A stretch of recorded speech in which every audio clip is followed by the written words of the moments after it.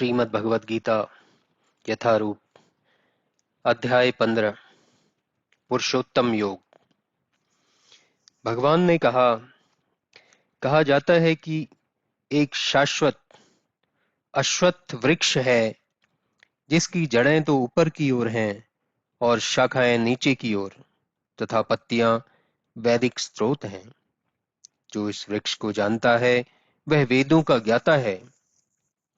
इस वृक्ष की शाखाएं ऊपर तथा नीचे फैली हुई हैं और प्रकृति के 3 गुणों द्वारा पोषित हैं। इसकी टहनियां इंद्रिय विषय हैं। इस वृक्ष की जड़ें नीचे की ओर भी जाती हैं जो मानव समाज के सकाम कर्मों से बंधी हुई हैं। इस वृक्ष के वास्तविक स्वरूप का अनुभव इस जगत में नहीं किया जा सकता। कोई भी नहीं समझ सकता कि इसका आदि कहां है, अंत कहां है या इसका आधार कहां है।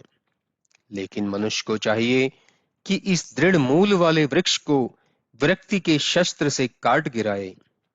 तत्पश्चात उसे ऐसे स्थान की खोज करनी चाहिए जहां जाकर लौटना ना पड़े और जहां उस भगवान की शरण ग्रहण कर ली जाए जिससे अनादिकाल से प्रत्येक वस्तु का सूत्रपात तथा विस्तार होता आया है।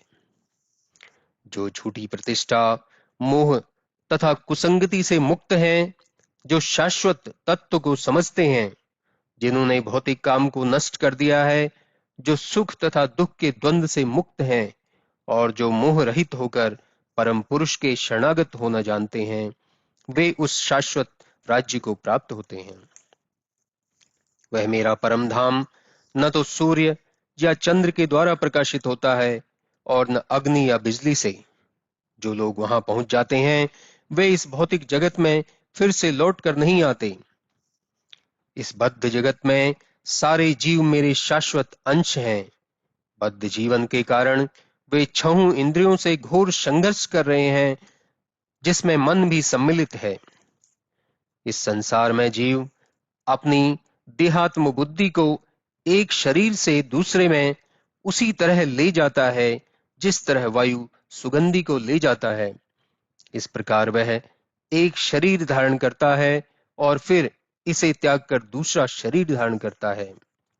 इसी प्रकार दूसरा स्थूल शरीर धारण करके जीव विशेष प्रकार का कान, आंख, जीभ, नाक तथा स्पर्श इंद्रिय प्राप्त करता है जो मन के चारों ओर संपुजित है। इस प्रकार वह इंद्रिय विषयों को एक विशिष्ट समुच्चय का भोग करता है। मूर्ख न तो समझ पाते हैं कि जीव किस प्रकार अपना शरीर त्याग करता है, न ही वे यह समझ पाते हैं कि प्रकृति के गुणों के अधीन वह किस तरह के शरीर का भोग करता है। लेकिन जिसकी आंखें ज्ञान में प्रशिक्षित होती हैं वह यह सब देख सकता है। आत्म साक्षात्कार को प्राप्त प्रयत्नशील योगी जन यह सब स्पष्ट रूप से देख सकते हैं। लेकिन जिनके मन विकसित नहीं है और जो आत्म साक्षात्कार को प्राप्त नहीं है, वे प्रयत्न करके भी यह नहीं देख पाते कि क्या हो रहा है।